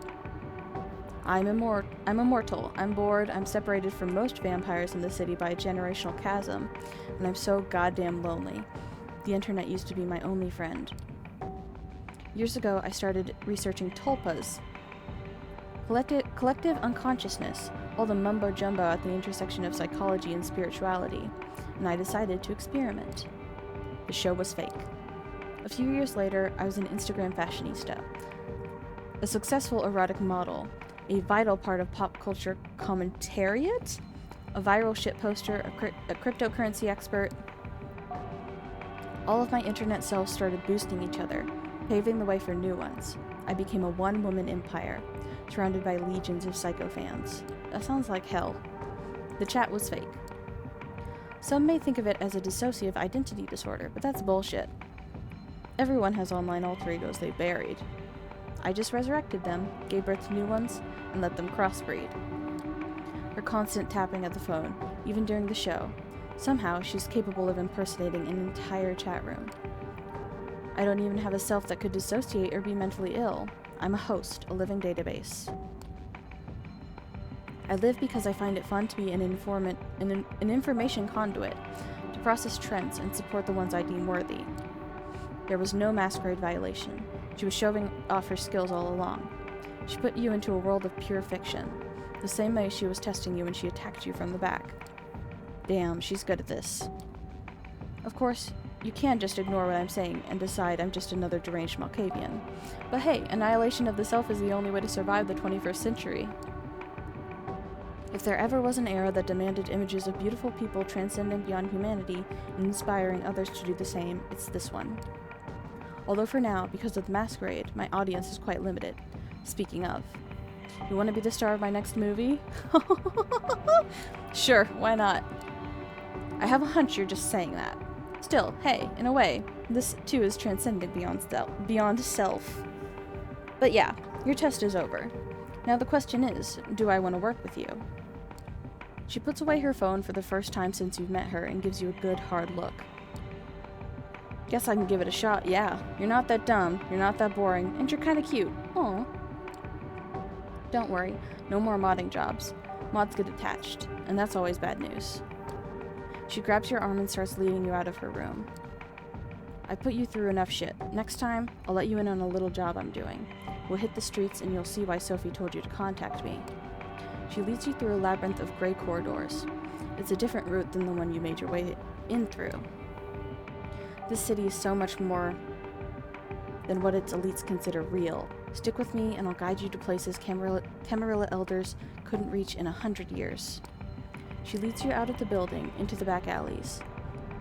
Even if someone else rules the streets, we will rule the information highways. This is the power of hope. She lets out a theatrical laugh and disappears. You don't even notice when she leaves you alone. You assume everything went as well as it could. A new ally. The power of hope. As you walk off into the night, everything around you feels a little less tangible than it did a few hours ago. So she's fun, huh? I've only done her path once. I don't know, she's just not really my type. She's pretty cool though. The others are just a little more my thing. You wake up. This is not your haven. Oh god. Oh fuck! It's a cramped space. You try to move your arms and find that they are tied to your body. You can barely bend your legs. When you try to stretch your neck, you hit a cold ceiling. You can't quite believe it, but this is a coffin, or something close enough to it. It vibrates slightly, but you can't hear any sounds coming from outside. It's entirely dark. You focus and divert your blood to boost your physical prowess. The way you imagine it, you're going to Superman punch the lid off this thing. You kick it with all your strength, but only make a dent in it. Hey, it's a start. You keep kicking. With each hit you make the dent bigger. You manage to make a small crack in the very bottom of the container. A bit of light and sound come in. The crackle of a radio, the hum of a car's engine, a nervous male voice. Object is breaking containment. Please advise. A response you don't quite catch. The brakes of the car. An impact jostles your container about. Keep kicking. Keep wrestling out of your prison. The car door opens violently. You hear a gun being cocked. A panicked scream. Operation compromised. Engaging blank bodies. Shots. A struggle. Silence. Why do they call vampires blank bodies? What the fuck does that mean? The lid comes off. What the? We found you. Do we have them? Come on, get up. We gotta get going. Seeing their faces is surprising, even more so in these circumstances. However, you realize the immediate danger and follow your companions out of the car and down a street in North Bronx. The van has crashed into another car. A familiar face, that of Kaiser's ghoul, Jackie, stumbles out of the wrecked sedan and slinks away into the darkness before you can call after him. The three of you jog away towards the line of the trees and take shelter under some branches, just as you hear a chopper approaching. Its searchlights illuminate the wrecked van and moves towards you. Hide, now! You see Tamika literally go underground, melding with the earth beneath her feet as if she was being swallowed up. Is that a gangrel thing? That's cool as fuck. You look to Agathon, who seems to be fiddling with a pocket mirror. He breaks it and suddenly disappears from sight. You're left alone with just seconds to make your move before the spotlight finds you. A bush? Seeing no better option, you find the nearest bush and dive right under it. It's probably not the best or smartest thing to do, but you have to trust your gut. The illumination passes only inches from you, but it's just a pattern of light on the ground. The trees block a good portion of it. It doesn't dwell on you. It doesn't seem like they've spotted you or any of your companions. The helicopter flies on, its searchlight frantically moving through the vicinity as your companions once again appear in your proximity. Close call. You have to get out of here before the SI puts boots on the ground. Oh my gosh, so this is fun, huh?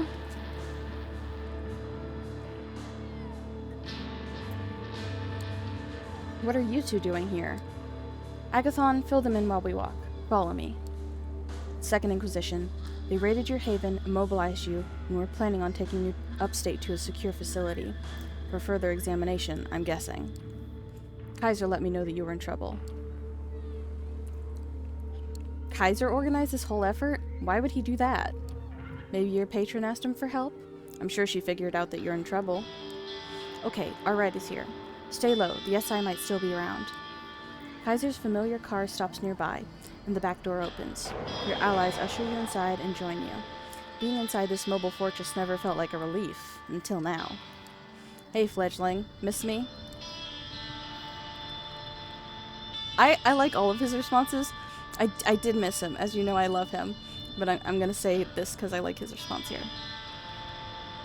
Save it, Kaiser. What's the deal? What's your angle on this? Oh! You wound me, Jasper. Is it that hard to believe I do something out of the goodness of my heart? He laughs his horrible laugh so loudly that even your companions are startled. Nah, I don't blame you. Agathon composes himself first. My concern is whether you only consider Jasper indebted to you, or the two of us as well. I'm grateful for your assistance, but... Yeah, don't bore me with your clan politics. Jeez, you mainstream Tremere really behave as if your precious pyramid is still a thing. Don't you worry none. We'll discuss this in due time. Kaiser's focus shifts back to you.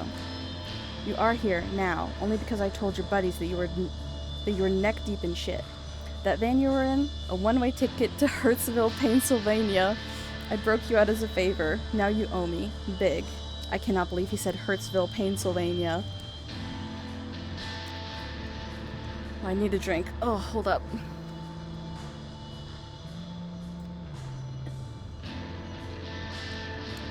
Was it Sophie who asked you to help me? Ha! Now that would have been rich. Sophie Langley, stooping down to ask me for help. Oh, please, my adopted child is in danger. Save them, won't you, Kaiser, sir? Nah, fledgling. She didn't come calling. If she did, I'd have her beg. I'd have her do a lap dance if the stuck-up bitch even knows what one is. And she wouldn't do that. You're worth less to her than her pride. I don't appreciate that kind of talk. Langley might be all you're saying she is, but I won't just listen to you disrespect a woman. You better do one of your tricks and summon earplugs out of the air, then, before I tell you a thing or two about your dear Aisling. When I first got this dialogue, I fucking howled. It's hilarious. Oh my god. Don't you dare. For a moment, the atmosphere grows thick. Kaiser's hoarse laughter breaks the silence. Oh man, you must be real fun at parties. Anyway, to get us back on track. I want to know what he has to say about Aisling. Like, is she... Like, what? Does he have, like, secrets on her? What? I want to know. I have a good idea of why the SI hit you, Jasper. Not that there aren't tons of good reasons for it. It might have been one of these, for instance. The screens in Kaiser's car flicker, and each of them now shows a short-looped clip. It's you, getting into a fight, feeding, using one of your powers. You haven't exactly kept a low profile, fledgling. I get it, you're new to this, you didn't know better, yada yada yada. The fact is, the SI has tons of this stuff. Security camera footage, YouTube videos posted by onlookers, social media posts from victims, you name it. Like I said though, I don't think any one of these did you in. Slip-ups happen. The reason I need you walking and talking, Jasper, is to test a hypothesis of mine. For that, I need you to finish what you were tasked to do. So, first things first. Here. He hands you a phone. The number has already been dialed. You hear the tone. Somebody picks up. Who is this? Kaiser, what the hell? Jasper, it's you. Are you okay? What are you doing with that creep? Tisk, tisk, tisk. Temper, or I cut the line. In the fledgling's throat. Come on, Jasper, spit it out. Tamika and Agathon saved me from the Second Inquisition, Sophie. I only got out because of them. Your companions look at one another knowingly. SI, that's what I feared. Listen, the plan. We need to do it, tonight. But if the Inquisition is involved and you broke out, they'll be looking for you. So we can't meet in public. I have a place in mind, but... Kaiser, are you still listening? Would I tell you if I wasn't? Jasper, call this number from where you visited before last we spoke. I'll come pick you up. She hangs up. And that's that. What is it you've gotten yourself into? I'm more interested in what our next move is. Your next move is keeping your asses seated in this luxury vehicle while our mutual acquaintance continues with their night. If my intel is worth a damn, your next stop, Jasper, is right about here. The car comes to a stop and the door opens. Outside, you see the street leading to Solids and Stripes, Torque's Pool Pub. Well, you need me to kick you out?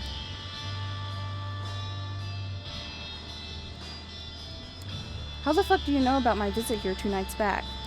I might have mentioned before that knowing shit is kind of my business. Plus, you didn't exactly make it much of a secret now, did you? The clock is ticking. I think I know what Sophie wants to do tonight, and if I'm right, tonight's the last chance you've got. If you want to say bye to your buddies before you go, that's fine by me, but that schedule of yours is pretty hectic, so you better do it now and scram. You thank both of your companions for their assistance. Without them, you wouldn't be here now. Kaiser makes a gagging gesture and urges you to step out of the car. He's so fucking funny. You turn around and make your way back to the bar. The door closes behind you and Kaiser's limo starts moving again. You hope your companions won't have to pay too high of a price for helping you. The Solids and Stripes is pretty much abandoned tonight, with only the bartender and one bleary-eyed local watching an old Bogart movie on the bar screen. You ask to use the phone and call Sophie first. Yes? I'm at the bar. Good. We'll be there in 15 minutes. If Torque's not there, notify him. We need to move, and fast. She hangs up. You tell the bartender to notify Torque, just like the Anarch leader mentioned you should. The man makes a short call. You only hear somebody picking up, but no words exchanged. The owner's on his way right now. Can I get you anything while you're waiting? Actually, do you serve the, special stuff? The bartender raises an eyebrow. The special reserve, you mean? Sorry, I can only serve that to a narrow selection of the owner's friends. Well, I am one of his friends. Nah, it's a list. And you're not on the list. I know because it hasn't changed for a while now. Sorry. Everything else at the bar is up for grabs, though. Sure you don't want something? You shake your head. Torque comes in some 10 minutes later, without Mia. He tips his hat to you, puts a hand on the bleary-eyed patron's shoulder, and says something to him under his breath. They both laugh. Marty, how's the night going? Quiet, sir. Just how you like it, huh? Well, Jasper, I believe you wanted me here for a reason. Let's hear it. You're about to tell him what brought you here when the doors to the bar open, and Sophie walks in, all splendor and charisma. The patron's eyes are now glued to her, and so are the bartender's. Torque isn't happy with the sight. Well, this isn't what we agreed on, Jasper. Care to explain? Torque, meet Sophie. Pleasure to make your acquaintance. I believe Jasper already told you why I'm here? Not in any detail, and the circumstances of our meeting were supposed to be different. So, Miss Langley, tell me why I shouldn't ask you to leave and then kick out your protege while I'm at it. You will like what I have to say. Yeah, I've heard that line 100 times, but 99 of those ended with somebody getting hurt, and that's not something I'm in the mood for tonight. We are wasting time. There is a unique opportunity we should take advantage of, and we only have an hour or so to discuss it before it will be time to act. My driver is waiting outside. Wait a goddamn minute. First of all, I'm not going anywhere without Mia. That was the deal. Second, it's Jasper who is supposed to do the driving, not your servant. Both serve me, so really it's of little difference. The circumstances changed and we had to adapt. Don't be stubborn. Foolishness does not suit you. I have a secure spot in mind where we can talk. I'll stop you right there. Torque is seething, but he's keeping a lid on his anger. His voice barely changes. My conditions were clear. The way I hear it, you want to break each one of them. I see no reason at all to agree to any of this. I believe I will be staying put tonight. You have places to be, yes? Torque, you're throwing away the only chance you have at challenging Callahan. Don't be a fool. The lid comes off.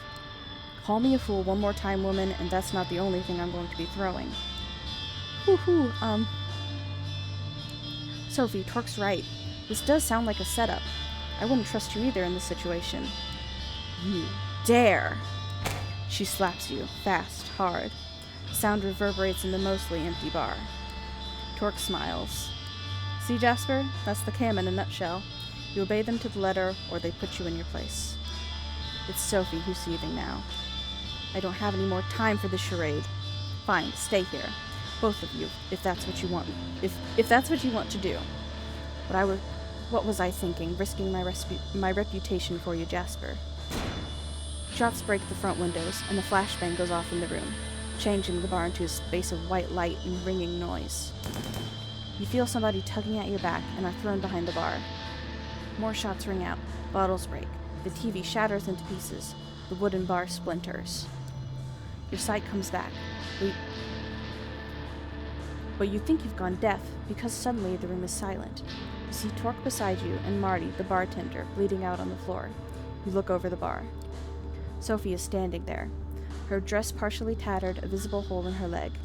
She is like the heart of a supernova, entrancing, unavoidable, beautiful, and terrifying. In front of her are 8 operatives, looking like a military private force, just standing there, paralyzed by Sophie's magnificence. Torque, you still there? Yeah? Would you kindly show our guests some hospitality? Sure thing. The Anarch is gone in the blink of an eye. He reappears next to one of the soldiers. The ironclad operative's head disappears in a puft of blood and bone. What is a puft? The same thing happens to the second, the third. You hear the radios go off on the other soldiers' shoulders. Boy, that's a tongue twister. Panicked voice pleading them to wake up. Well, that's fucking sad. The 4th head pops. The 5th. They finally realize what's happening, but it's too late. The 6th man is beheaded by what you now see is just Torque's bare-fisted punch. Torque stops by the 7th man, rips something off his neck, and bites down. Sophie walks over to the last man and has him kneel in front of her before biting as well. That's kinda hot. On your right, a man in full body armor emerges from the back door, raising his assault rifle. What the fuck? Not thinking twice, you stand up and grab the soldier's head in your hands. Before he can react, you twist. The sickening sound of breaking bone is followed by the crumpling of his limp body. You see Torque holding a combat knife in his hand, ready to throw it. He catches your eye. Beat me to it. Langley? Sophie wipes her mouth of blood and looks at him. That meeting still an item? Yes. I'll take it. Splendid. Torque walks behind the bar and checks on the bartender.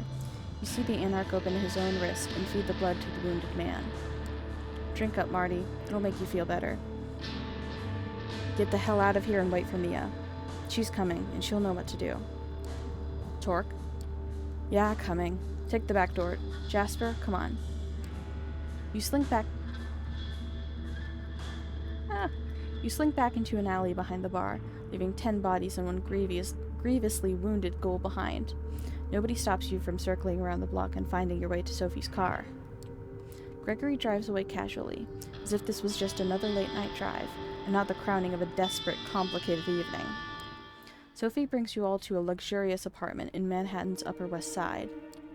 The way she explains it, the vampire who owned it left the city a few years ago, and gave away spare keys to a few trusted compatriots.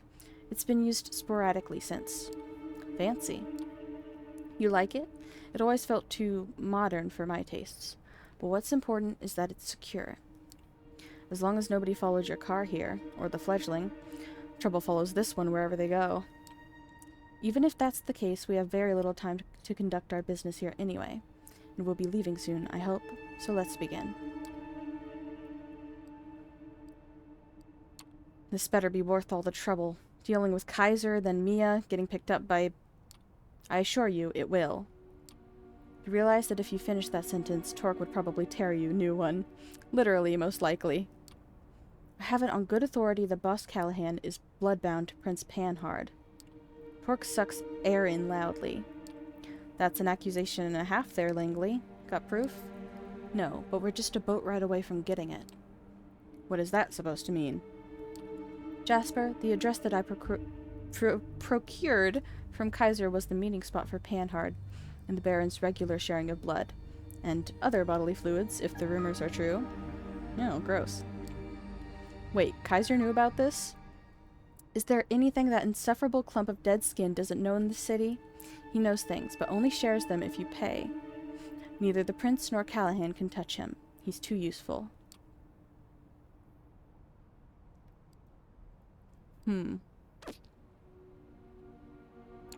So, other than us, he's the only one who knows you wanted the address? That makes him dangerous. Yes, as ever. If he intended to sell this information, he already did. It was just a part of the risk. I don't like that he's involved, but then again, I've been in the city long enough to know he's usually involved in some way. What was the address he gave you? They meet regularly on Ellis Island. In fact, their next scheduled meeting starts in around just half an hour. Hot damn. I'm guessing you want to crash that meeting. Why? So you can see the proof for yourself, so that I can make sure too, and so that I have an extra pair of eyes for Panhard to consider when I present her my ultimatum. The prince must abandon her seat and leave New York City. She can go wherever she pleases, but if she stays, the entire court will know, and the next prince might not look favorably on her past. Dealing with anarchs, especially so closely, is a punishable offense in the Camarilla, as I'm sure you've heard. So I did. Torque strokes his beard and looks intently at Sophie. What exactly are you trying to accomplish here? Say you remove Panhard, and I even remove Callahan. Then what? Torque, did you ever wonder why Callahan is keeping you in check? Because I wondered why the prince condemns anarchs during her visits to Elysium, but doesn't allow the Ivory Tower to challenge you. She, or they, have engineered the status quo not for the good of their sex, but for private gain. They keep us all in line, because it lets them hold on to power that much longer. And your goal is what? Make this Cold War turn hot? Not a great plan. You camis will get your butts kicked out of NYC in no time. If you anarchs manage to organize, which I doubt you will. At any rate, it's a risk I am willing to take. I don't stand alone in this. This entire operation has been years in the making. Torque, I am offering you a chance to square things with Callahan and level the playing field. If we get rid of these two, we can start on equal footing at the next stage of this dance macabre. Sophie, why am I here? I understand you needed me to set this meeting up, but why am I listening to all this? It's a precaution. In a way, it's a shame this Mia you told me about did not make it in time to listen to this too. I can still call her, but it'll probably be an hour before she gets here. We can't wait that long. You will have to suffice, Jasper. I'm risking the prince's or even Callahan's wrath. While I don't think they would dare to lay a finger on me, another set of eyes to watch over the meeting can't hurt. And I did promise I would explain everything in time, didn't I? You know, after all those years spent in Callahan's shadow, and taking part in all the kindred dick-measuring contests, I should expect a ruse, some ploy to kill me in an out-of-the-way place. That's our inherent paranoia talking. My gut tells me it's time to get this show started. I do hope you have a boat nearby, Langley. Sophie smiles mischievously. Of course I do. It's waiting for us by the pier. Lead the way, then. Moonlight's burning. The three of you leave the apartment and walk towards the pier. Nobody seems to be following you. You get on a small patrol boat and double time it through the Hudson's cold, dark waters. Out of all the places in New York City where the Prince and the Baron could meet, and it's Ellis Island. A landmark with a dark past, a museum on one hand, a dilapidated piece of history on the other. See, I know nothing about New York, so I have no idea what this is. You leave the boat and make your way to the southern part of the island, paying no heed to the renovated tourist attractions on the northern side. You expected some resistance, a night guard, a patrol boat, a night guard, a helicopter flying overhead, or maybe an NYPD patrol boat. Nothing. The island seems completely deserted. It's clear this sets Sophie on edge. She's moving as quietly and subtly as ever. You can see that she's eager to reach this particular house, the particular house her intel pointed out. Torque is following suit, grimly determined, flashing his piercing gaze all over, still clearly uncertain that this isn't some kind of con. Finally, you see it, light coming from a window in one of the buildings at the edge of the island. The three of you slowly creep closer to the building and take a look inside the window. There it is, Callahan, kneeling in front of the prince, sucking on Panhard's wrist. Both fully clothed, a small blessing. Torque makes his move, and before Sophie can stop him, he busts through the building's doors. It all happens very quickly. Torque grabs Callahan by the shoulders and throws him through the still open door. Callahan hits the ground, hard. Torque appears on top of him and starts punching. You fucker, you piece of shit. Stop. The prince's voice takes hold for just long enough to make Torque relent, which the Baron uses to the fullest. He shoves Torque off of himself and tries to bite down. Prince, call off your lapdog. Langley, what is the meaning of this? The two anarchs break apart, both wounded, but neither is quite done yet. They look at one another with pure hatred. Kill the bitch, Helene. That's quite a name. But leave the fledgling to me. Right after I deal with this shit stain, I'm gonna... A shrill, unpleasant laugh fills the air. You know who it belongs to. So entertaining, truly. It feels almost a shame to break up this spectacle, but alas. Thomas? Who the fuck is this joker? Ah, yes, I don't think we met, though I did hear a lot about you, Mr. Torque. My name is Thomas Arturo, and I... Callahan uses this moment of uncertainty to strike. He's still too slow for Torque, who throws the boss onto the lawn where the two exchange blows once again. Ahem. Helene, if you'd be so kind as to ask your friend not to hurt our guest too much. Callahan, don't kill him. This time, Callahan comes out on top and grabs Torque in an iron hold. The companion struggles, but can't quite break away. I will not be denied, Helene. Not this time. You will do as I command. And she will do as I command her, Douglas, old boy. What? Like I was saying before I was so rudely interrupted, I feel like I need to break up this little spectacle. It's been going on for much too long. You think you're so smart, Langley. You and your clique. Figured out that there was something fishy going on all on your own, but you were always just working with a piece of the puzzle. Wasn't she, Jasper? Sophie looks to you, shocked and disappointed. Hey, I have nothing to do with this. I don't know what I'm talking about? Of course you don't. Of course. How could you? Only I knew. And your sire. They're the one who agreed to embrace you. Who agreed to embrace you after some negotiations. You hear a scream and a curse. It's Callahan, whose arm has been nearly ripped off of his body. Torque breaks out of the Baron's grasp, but doesn't continue the attack. Instead, he's at the edge of the water in the blink of an eye and disappears into the Hudson. The only trace left of him is his fedora. Another actor going off script at the very end, eh? No matter. Let him bring us some amusement now that the production is almost wrapped up. He'll reach his allies. He'll tell everyone of this. Helene, even if we naively assume his nights aren't numbered now that he's in the SI's sights, the show must go on one way or another. Won't hurt to encourage leaks and speculation. Sophie looks at you. How could you, Jasper? I saved you. Arturo suddenly appears next to her and slaps her in the face. Langley, Langley, Langley. What happened to your self-esteem? You can't really think a simple neonate has outplayed you. Or maybe this oblivious act is your way of groveling for mercy? Thomas, what? You thought that being an expert chess player would always be enough. You never realized that the people at the top simply flip the chessboard over and punch you in the face whenever they don't like how the game is going. He motions to the remaining kindred. But the thing is, you weren't even adept at playing the game you knew. Jasper, just another pawn, placed on the board by my associate. You thought they were your piece since you took them in, but who gave you that idea? You returned to the night where you were judged by Prince Panhard, the woman in red, Sophie, somebody speaking to her, a man in glasses, the man standing before you now. This is cruel. We know what's going to happen. If only somebody would speak up for the poor child. They could be a useful tool for the Camarilla. Terror creeps onto Sophie's face.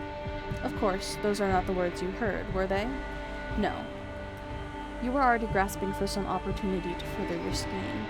I put the bait out and you took it hook, line, and sinker. After that, it was only a matter of time before you started using Jasper as your errand boy. No one is quite as easy to track and monitor as a naive fledgling who's just learning the ropes. What is it that you want, Thomas? What do I want? Oh boy. The answer is so simple, but so hard to put into words. Unstable stability, cutting-edge tales of thrills and intrigue that push it to the limit, and then return you to the tried and tested status quo, gently, infallibly.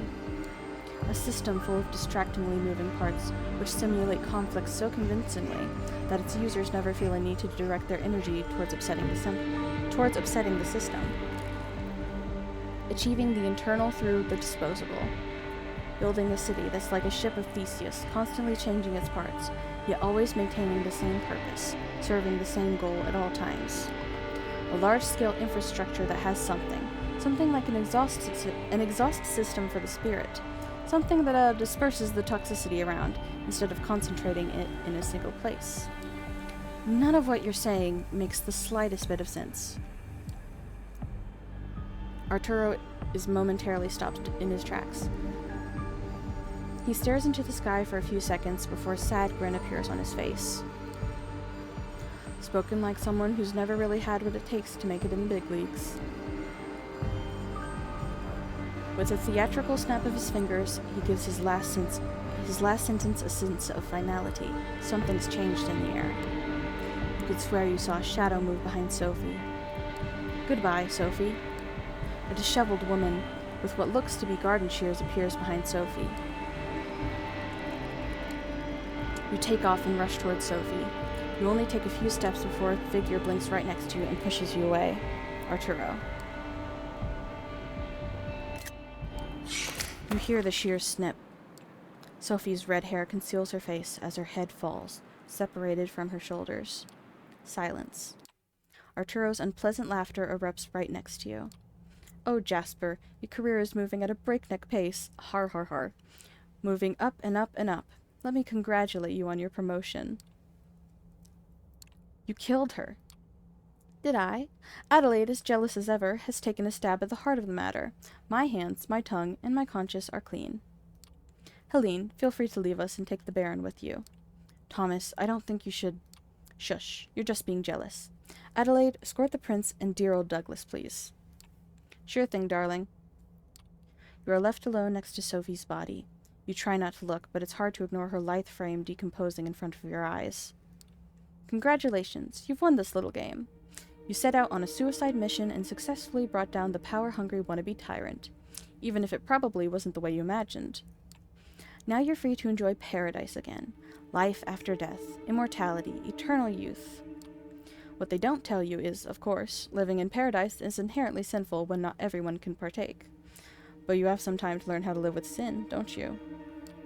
He takes a melancholic look at the city skyline surrounding him, the Statue of Liberty and the lights of Manhattan shimmering in the distance. You know, New York taught me to believe in fate. My unlife began right here, and it began with utter despair. My first instinct was to drown myself in books and keep reading and reading until literature gave me a piece of the wisdom I needed to go on. Personally, I find reading a silly hobby in retrospect. Oh my god, he's so smart, he's too good for reading. Oh my goodness. I always had this minuscule hope that the next sentence I'd read could finally bring me salvation, but it never did. It only gave me fuel for this elevated, righteous, intellectual suffering. But the more I read, the easier it was for me to boil every paragraph down to a power relationship. The characters' influence over each other, the writer trying to impress the reader, etc. The strings everyone pulls started to look like strands that weave into the fabric of fate. And once I saw its beauty, I got teary-eyed. My architect instincts kicked into overdrive. I didn't have to submit to fate. All I had to do was cooperate with it and wait for my time to shine, give my input whenever needed until it trusted me to do more. Thomas steps over what's left of Sophie, wiping his glasses with an elegant cloth from his pocket. And it did. Fate let me look after this city. With my architect's tools, I started quietly shaping the streets and corridors, while Kaiser and his ilk shaped the information flow. And among many tools this process gave me, one of them was a way to reliably come up with useful agents like you. The methods I used were crude at times, but the route was there. All you had to do was follow it. Some people write rulebook passages, the others plan city arteries. In the end, the effect is the same. Someone always follows. He puts on the glasses and gives you a long, hard look. You know, I have grown fond of you. You did so well. Even when that idiot Callahan tipped the Inquisition off, you still got out. I like that kind of resourcefulness. I could use that kind of resourcefulness. He uncovers his wrist. No thank you. I'm not hungry. Nope. So, take my blood. Just enough so that we can start off on the right foot, as a sign of good faith.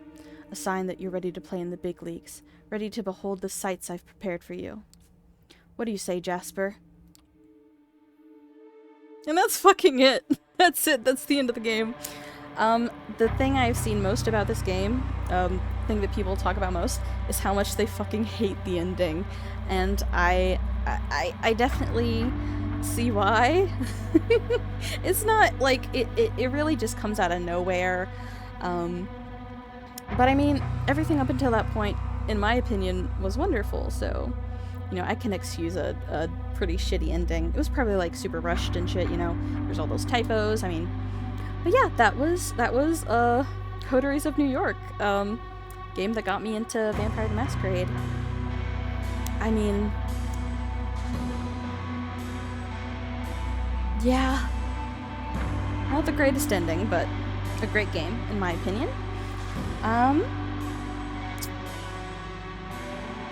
Yeah, I mean, thanks for anyone who got this far. You know, thank you so much for tagging along. I definitely hope to do more Vampire the Masquerade content very soon. I'm very glad I finally got to do this. I've been wanting to record a playthrough of this for some time. I think I definitely stumbled the most with reading tonight. I think I was like, I've been nervous the whole time because I knew that it was ending this time, which, you know, kind of fucked me up, but I think it went okay. Could have gone worse. So yeah, I mean, I don't think there's anything after the credits, so I can probably just... Oh, the credits are over. Well, let's see. Thank you for playing. Well, thank you for making. Okay, anything, or is it just gonna send me to... I think it just sends me to the... Yep, title screen. There we go. Well, thank you, any who stuck around. I hope you liked this game. I hope if you liked it that you might check it out yourself. There's many different ways you can go. I mean, the ending is always the same, unfortunately, no matter what. It's always the same ending with Arturo and, you know, just the weird out of nowhere bullshit. But there's a lot of cool ways you can interact with different characters. You know, a lot of different dialogue options. I've played this like 5 or 6 times now, and I'm pretty sure I haven't seen all the dialogue options yet. I mean, I certainly haven't, because I've only done Hope's Path once. Yeah, it's a wonderful game. It goes on sale a lot, especially on the Switch. So, if you have any interest, maybe keep a lookout there. And I mean, thank you so much for joining me. And I will perhaps see you later.